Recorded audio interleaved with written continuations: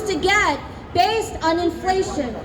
We had to go on 3 strikes and protest, and finally Uber agreed to not continue to sue after they won their first lawsuit against the city. When the city redid the rules were redone in the way that Uber wanted them. Thank you. At the time, Uber said they could meet a utilization rate of 53%, meaning that drivers wouldn't be kept empty more than 53%. Okay? But today, the utilization rate is 51%. Back when the TLC changed the rule last year, drivers already lost $5,000 of income because the new rate did not reflect what the actual utilization was for the drivers. Drivers already lost that $5,000. Now with the lockouts, drivers are losing even more income. So we came out here. Now, in our story, because this is like a Greek mythology, in our story, there is not only one villain. There are more villains in our story. The TLC should not have flooded the streets. They should have lifted the cap on new cars to allow drivers who are renting a pathway to get their plate, but not open up the floodgates for thousands more. Because from March 2023 to March 2024, there are now 10,000 additional vehicles available for Uber, Lyft, and liveries. So we know that the oversaturation would lead to drivers being empty longer. But here is the thing. The reason we are here in front of the headquarters of Uber is because, number one, Uber is choosing to lock out the drivers. Nobody is forcing Uber to do it. Number two, the utilization rate, the rule that Uber is trying to manipulate, it is the rule that Uber lobbied to pass. Uber got the rule that it wanted, and drivers already lost $5,000 last year because of it. So how dare Uber now break its word and try to weaken that rule even more and leave drivers with even less? In February, Uber bragged about its profits, about its record high profits. And every single penny of every single $1 billion is the sweat, the blood, and the tears of the drivers. And every single penny is the greed and the lies of these companies. And every single penny in each of these billions is the failure of regulators to properly protect the drivers. And so we're out here because we understand that in this fight we have many forces to take on. We are here to say to Uber, to Lyft, to the TLC, to City Hall, and to every company watching, that the power in this industry rests on the shoulders of the driver. Driver power! Union power! Driver power! Union power! Driver power! Union power! Brothers and sisters, and we thank all of you, our neighbors who are out here listening to us, because Uber needs to know that the public, that you have our back.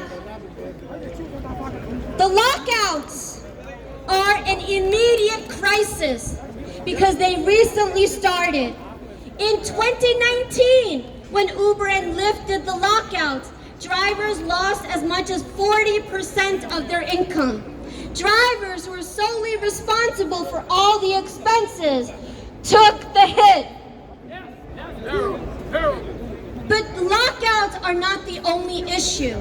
They're the tip of now. The fundamental issue is Uber thinks it can think about everybody first except that worker in the front seat. They want to put the drivers all the way. And so as Uber has charged the public more money, and according to Forbes magazine, Uber has reduced per trip pay for drivers by 12% in 2023, while increasing its take from each fare by 40%.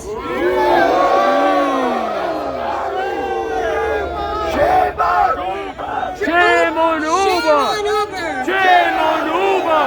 Shame on Uber! Uber! Shame on Uber! Shame on Uber! Shame on Uber! Shame on Uber! Shame on Uber! Shame on Uber! Shame on Uber! Shame on Uber! Shame on Uber! Shame on Uber! Shame on Uber! Shame on Uber! And we say shame on Uber because Uber's problem is not that it doesn't have money. Uber's problem is that it has an abundance of money, and on top of it, it has even more greed. Uber does not need to lock out the drivers. The utilization rate is an average. TLC will be looking at it next year. Uber agreed to the rate that the TLC passed. Drivers took the hit, lost about $5,000 in income last year when that rate was passed. It was so that in exchange, drivers would not be locked out. We, Uber Technologies, we have a long memory. And we will not forget all the times that you have stolen off the backs of the drivers. And we, Uber Technologies, have a big movement. And we have a strong power. We have allies. And we have support. We are not here alone. And we know that we will win this fight. We demand an immediate end to lockouts, and we demand fair pay for every trip. The rates are not enough. We demand a rule that says on every trip, drivers will be paid whichever amount is higher. Either 85% of what the passenger pays or 100% of the TLC rates.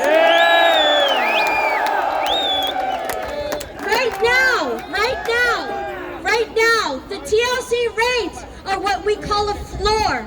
The TLC rates were passed in 2019 because in 2017, the city of New York in an independent study found that 86% of the drivers for Uber and Lyft were earning below minimum wage.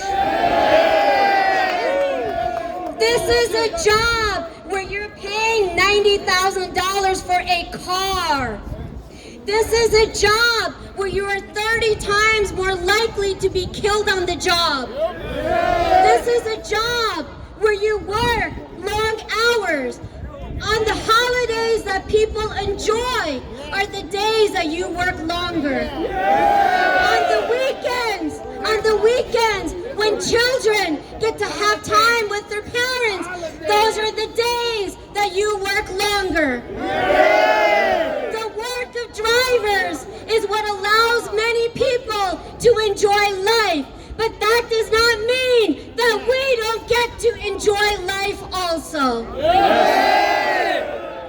We demand a rule that the deactivations must come to an end. Uber overhired. They cannot overfire. Uber has mismanaged. Uber mismanaged. Uber mismanaged and wants to punish the drivers for it, and that's not acceptable. This is a multi-billion-dollar company. This is a company that got to come into the city of New York without rules and regulations. Everything was handed to them. They do not, at the end of that decade, now turn around and mismanage their finances and try to pin it on the back. So, my brothers and sisters, we have a bill at City Council with demand to end unfair deactivations. Deactivations is where they fire you temporarily or permanently. Lockouts is when they keep you on edge hour to hour throughout your shift. In one way, they cut your pay. The other way, they just cut your job out altogether. And both are cruel, unnecessary, and full of Uber's greed. We demand a law at the city council that would say that Uber cannot be judge and jury. If Uber and Lyft commit a deactivation, there should be an independent city agency that reviews your right to an appeal. Yeah, that's right. Right now, the appeals, if Uber deactivates you and Uber decides your appeal. So what are the chances of drivers ever winning? It's unacceptable. We need real rights and justice in this industry. Uber drivers are the largest workforce in the state of New York. Uber drivers collectively serve over 700,000 people every single day. If brand Uber has become a verb, it is on the backs of the drivers. It is because of the labor of the drivers. And so, we're here to say, we have our economic demands of ending lockouts, ending deactivations, of a right to pay that's either 85% of what the passenger pays or 100% of the TLC rates, whichever amount is higher. We want retirement. Yes. We want retirement. Yes. We are here, Uber, not only thinking about the moment. You cannot lock our focus only into the moment in front of us. We see the road ahead, and that road includes our own futures. And so we demand a job with dignity that respects us today and rewards us tomorrow. And so, brothers and sisters, this is fundamentally a fight about dignity and about justice. Because having enough money to not worry about evictions, to not worry about groceries, to not worry about the education of your children, that is a matter of basic dignity. And we will not settle for less. So, my brothers and sisters, I am so pleased to tell you that today we are joined by many allies. And some of our elected allies who are today standing in solidarity. Our first ally to greet us today is someone I first met at the City Council as the Transportation Committee Chairman. He had the backs of the drivers then, he has the hearts of the drivers today. Our Honorable State Senator John Lynn. Driver power! Union power! Union power! This is a great city. What makes this city great? The drivers make New York great. Without the drivers, this city grinds to a halt. Without the drivers, New York City would not be the destination it is today. And without New York City, you wouldn't have all these big corporations around. So we need the drivers. And Baravi has laid it out so clearly that there are lots of issues. And in this economy where workers in general are suffering and enduring harsh conditions and ever diminishing real pay, drivers are bearing most of the brunt of it. And that cannot stand, that cannot be allowed to continue. That's why we're out here today. The latest episode is one of tremendous hypocrisy and dishonesty. We're here to protest something that the drivers have been subjected to totally unfairly, unnecessarily, and unpredictably. This is the modern day equivalent of locking workers out of the workplace. For the apps to be deactivated so that the drivers can't get rides, that is absolutely unconscionable. And as Baravi said, this is a rule that they themselves wanted just a few years ago. And in negotiations with the Taxi Workers Alliance, with the TLC's oversight, they wanted this rule. Baravi and the Taxi Workers Alliance agreed to the rule. And now they've completely turned their backs on their own rule. We're calling out the hypocrisy. We're calling out the That's Raul, make all the protest. Every protest make a distraction. Know this guy. You have to know this guy. This is a guy who work with the IDG and Uber. Every protest, he come and make distraction, make a problem. And he claimed that he's a driver. He's not a driver. He's not a driver. He has no license. He has no driver. He's a fucking liar. And he's IDG guy. Know his face. Shame him. Look at this guy. We don't need this guy. We don't need this guy. We don't need this guy. He's not one of us. Every protest he come and make a problem. Every protest.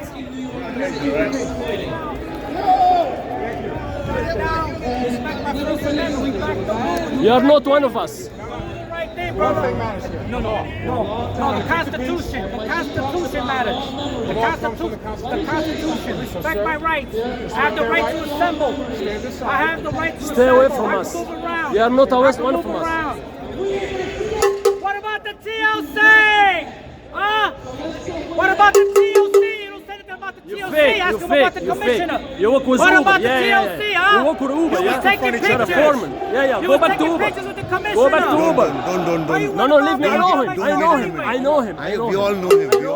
We all I know know him. Get out of here. What about our petition? What about... That's not your job.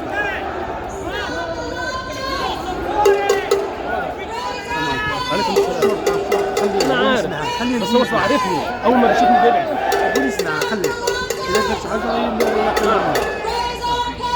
أنا بسجل هنا عشان بحط على السوشيال ميديا. One of our leaders of the Taxi Workers Alliance, my brother, Ibrahim Baravi.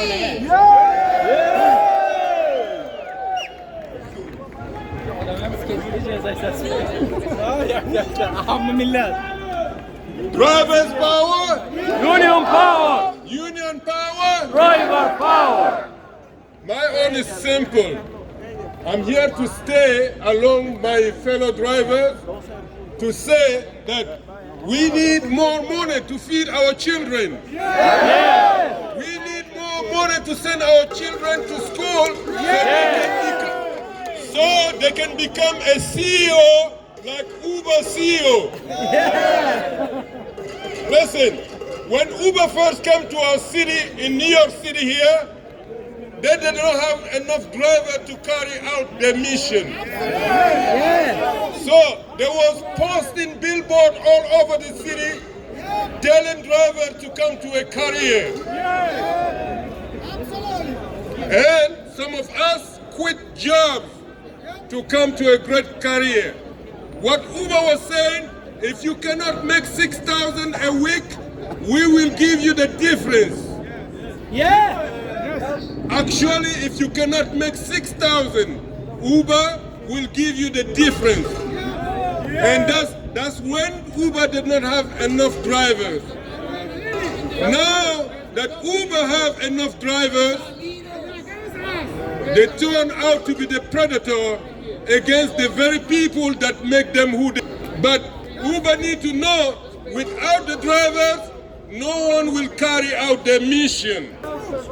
So, last month, TLC gave out 10,000 more plates, license plates, to new drivers, knowing that the industry is already flooded with drivers that cannot make a living. Yes. Because drivers have to fix their car themselves, they have to pay the car note, they have to pay their rent, they have to pay food on the table for their children. Uber do nothing. Uber just sit down in their office with technology and make us work like modern slaves. And Uber now decided to lock us out when they convinced TLC to give new plate that they need drivers. So we told them